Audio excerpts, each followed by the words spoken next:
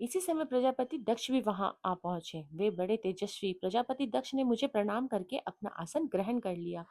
वे ब्रह्मांड के अधिपति थे, इसी कारण उन्हें अपने पद का घमंड हो गया था। उनके मन में अहंकार ने घर बना लिया था।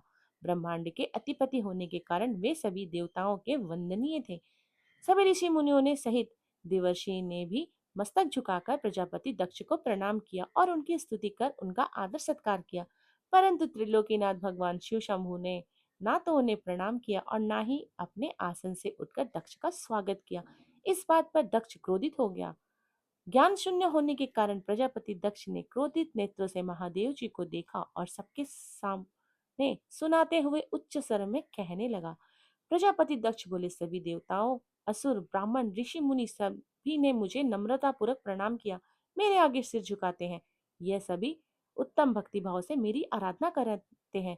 परंतु सदैव प्रेतों और पिशाचों से घिरा रहने वाला यह दुष्ट मनुष्य क्यों मुझे देखकर अनदेखा कर रहा है? शमशान में निवास करने वाला यह निर्लज्ज जीव क्यों मेरे सामने मस्तक नहीं झुकाता? भूतों पिशाचों का साथ करने के कारण क्या यह शास्त्रों की विधि भूल गया है?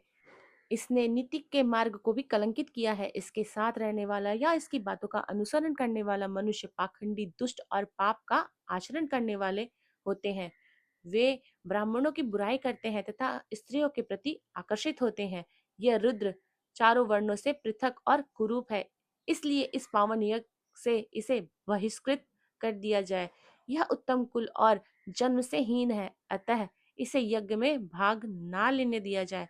पुत्र क्रोध में से विवेक समाप्त हो जाता है। दक्ष ने शिव के लिए अपशब्द कहते समय उसके परिणाम पर तनिक भी विचार नहीं किया। अहंकार के कारण वह शिव के स्वरूप को भूल गया।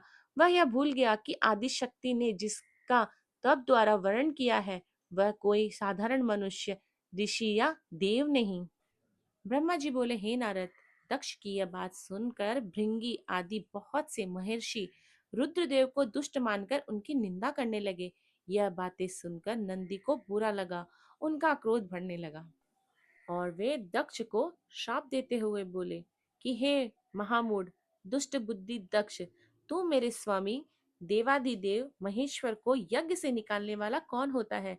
जिसके स्मरण मात्र से यज्ञ सफल हो जाते हैं और तीर्थ पवित्र हो जाते हैं, तो उन महादेव जी को कैसे साप दे सकता है? मेरे स्वामी निर्दोष है और तूने अपने स्वार्थ की सिद्धि के लिए उन्हें श्राप दिया और उनका मजाक उड़ाया। जिन सदाशिव ने इस जगत की सृष्टि की, इनका पालन किया और जो इसका संहार करते हैं, तो उन्हीं महेश्वर को श्राप देता है। नंदी के